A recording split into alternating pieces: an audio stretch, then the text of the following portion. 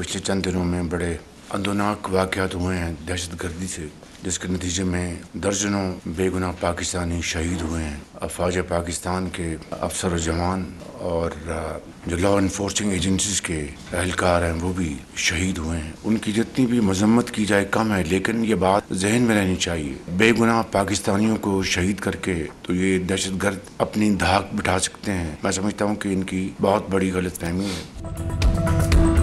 मुल्क दुश्मनों के साथ कोई बातचीत नहीं होगी, दहशतगर्दी खत्म करने का वक्त आ गया। वज़ीर-ए-आज़म शहबाज शरीफ का ऐलान, कहा दहशतगर्द ग्रुप अफगानिस्तान से ऑपरेट हो रहे हैं, सी पैक मंसूबों और पाक चीन दोस्ती को नुकसान पहुंचा रहे हैं। जो आइन और पाकिस्तान के झंडे को तस्लीम करते हैं उनके लिए मुज़ाकरात के दरवाजे खुले हैं।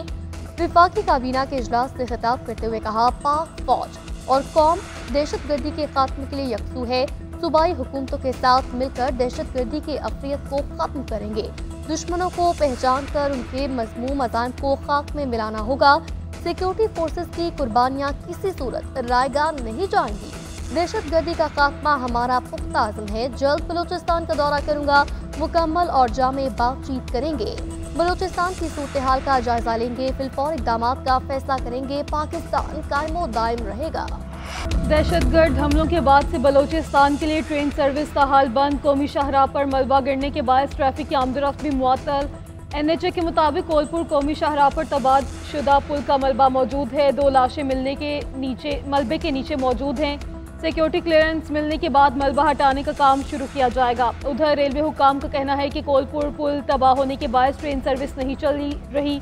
पेशावर से जाने वाली जाफर एक्सप्रेस दूसरे रोज़ भी मनसूख। जल्द मुरम्मत का काम शुरू कर दिया जाएगा। गुज़श्ता रोज़ दहशतगर्द हमले में पुल तबाह किया गया। मुख्तलिफ इलाकों में 38 अफराद को कत्ल किया गया था।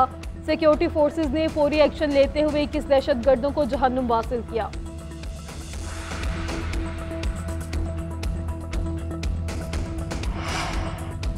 बलूचिस्तान में दहशतगर्द हमले के लिए प्लानिंग कर गए थे। इसके पीछे दुश्मन मुल्क है। मास्टरमाइंड वो हैं जिन्होंने 75 साल से पाकिस्तान का वजूद तस्लीम नहीं किया। मशहूर वज़ीर-ए-आज़म राना सनाउल्लाह का कहना है, बलूचिस्तान के मसले पर कहा जाता है नाराज बलूच हैं, कौमी या सियासी मसला है। इस दहशतगर्दी का इसी अंदाज में मुकाबला और कलाकमा किया जाएगा जिस तरह दहशतगर्द तंजीमों के खिलाफ हुआ। तालिबान से मुतालिक काफ़ी अरसा तक इज्तमाई और कौमी सोच तकसीम रही। हमारा एक तबका तालिबान का हामी भी रहा। 2014 में APS का सफाकाना और दर्दनाक वाक़या हुआ।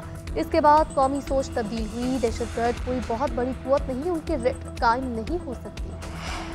मुल्क की मईशत के लिए अच्छी खबर, सऊदी अरब के साथ रेकॉर्डिक मनसूबों में सरमायाकारी का मुआहिदा रवा हफ्ते तय पाएगा। 65 करोड़ डॉलर सरमायाकारी के लिए इस्तेमाल होंगे। 15 करोड़ डॉलर से चागी में डेवलपमेंट होगी। सऊदी हुकाम से 8 महीने से मुआहिदे पर बातचीत जारी थी।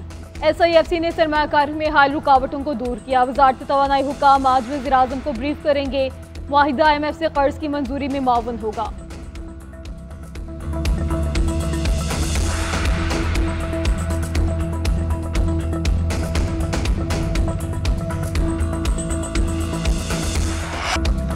मुल्क में मॉनसून के एक और स्पेल की एंट्री। सिंध, पंजाब और बलूचिस्तान के कई इलाकों में बारिश। कराची में सबसे ज्यादा बारिश, कायदाबाद में 52 मिलीमीटर रिकॉर्ड, गुलशन हदीद में 40, नॉर्थ कराची में 29, नाजनाबाद में 26 मिलीमीटर बरसात।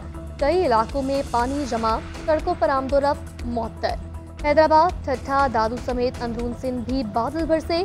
थरपारकर और उमरकोट में 200 मिलीमीटर तक बारिश। ट्रेन इमरजेंसी का निफाज। महकमे मौसमियात ने मानसून का स्पेल ताकतवर करार दिया।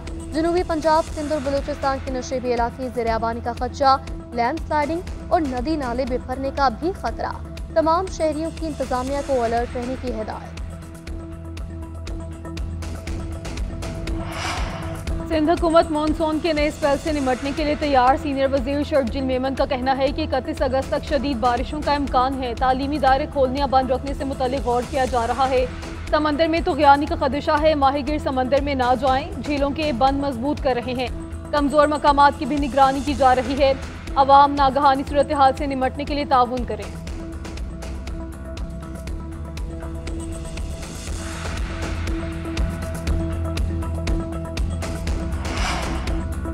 सरदार अयाज सादिक की ज़ेर सदारत कौमी असम्बली का इजलास। कौमी असम्बली में कोरम पूरा न निकला, इजलास जुमे तक मुलतवी। सुप्रीम कोर्ट में जजों की तादाद में इजाफे का बिल पेश किया जाना था। तौहीन अदालत तरमीमी बिल, क्रिमिनल कवानीन में भी तरमीम एजेंडे में शामिल थी। नूर आलम खान ने आर्टिकल 184-80 में तरमीम के लिए बिल पेश करना था। सेनेट का इजलास भी आज शाम 5 बजे तलब 22 नकाती एजेंडे पर गौर किया जाएगा। उधर सेनेट में पीटीआई की पार्लिमानी पार्टी का इजलास तलब। अपोजिशन लीडर शिबली फराज इजलास की सदारत करेंगे। सेनेट इजलास से मुतालिक हिकमत अमली तय की जाएगी।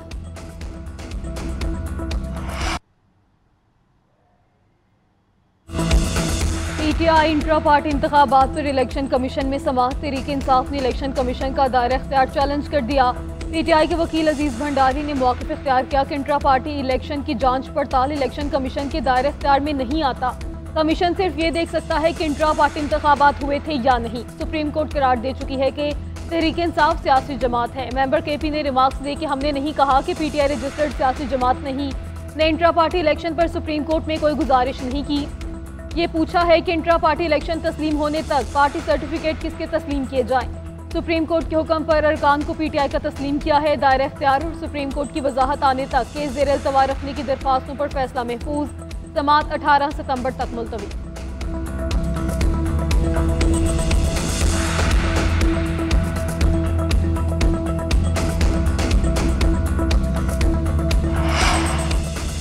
सुप्रीम कोर्ट हमें सियासी जमात डिक्लेयर कर चुकी। इलेक्शन कमीशन सर्टिफिकेट जारी नहीं कर रहा। पंजाब से 107 और सिंध से 9 अरकान की कंफर्मेशन दे चुके। सुप्रीम कोर्ट की हिदायत पर सर्टिफिकेट जारी किए जाने चाहिए। चेयरमैन पीटीआई बैरिस्टर गौहर कहते हैं, हमने इलेक्शन कमीशन से इस्तदा की कि पहले सुप्रीम कोर्ट का फैसला आ जाए, तब तक इंट्रा पार्टी इलेक्शन का केस मुलतवी किया जाए। उम्मीद है फैसला हमारे हक में आएगा। पार्टी में किसी भी फॉरवर्ड ब्लॉक की तरतीब की। इस्लामाबाद के बल्दियाती इलेक्शन में भरपूर हिस्सा लेने का ऐलान।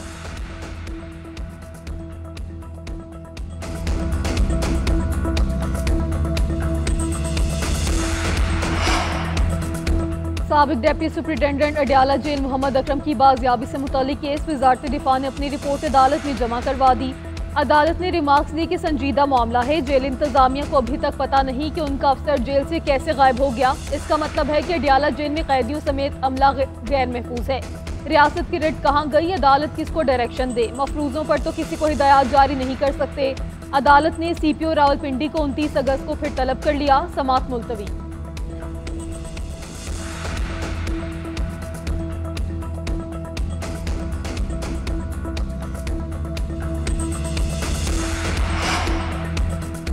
अजहर मशवानी के भाइयों की बाजियाबी से मुतालिक केस। अटॉर्नी जनरल ने 2 से 3 दिन की मोहलत मांगी। मौक़िफ़ इख्तियार किया, हुकूमत काम कर रही है, कुछ वक्त चाहिए, उम्मीद है मस्बत खबर आएगी।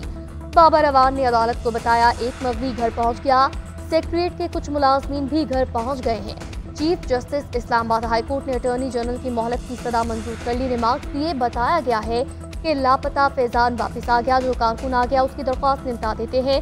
अजहर मशवानी के भाइयों से मुतालिक समाअत जुमे के रोज तक मुलतवी।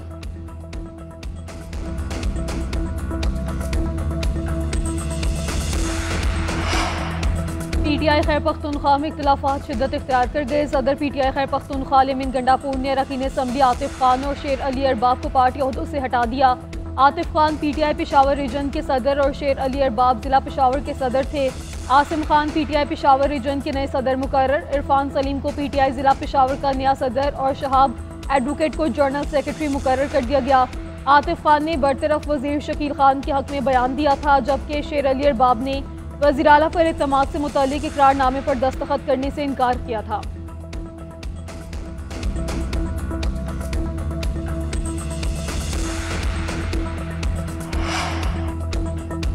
घोटकी के इलाके रोंती में मुसल्लह अफराद की फायरिंग से मकामी सहाफ़ी कत्ल। पुलिस के मुताबिक हमलावर बच्चल घिनों पर फायरिंग के बाद फरार हुए।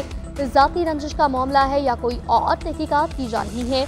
वज़ीर आला सिंध का नोटिस। IG सिंध से रिपोर्ट तलब। मुराद अली शाह ने कहा, सहाफ़ी के कातिलों को फौरी गिरफ्तार करके सजा दिलाई जाए। कच्चे के डाकुओं के खिलाफ ऑपरेशन को मजीद मौसर और तेज किया जाए।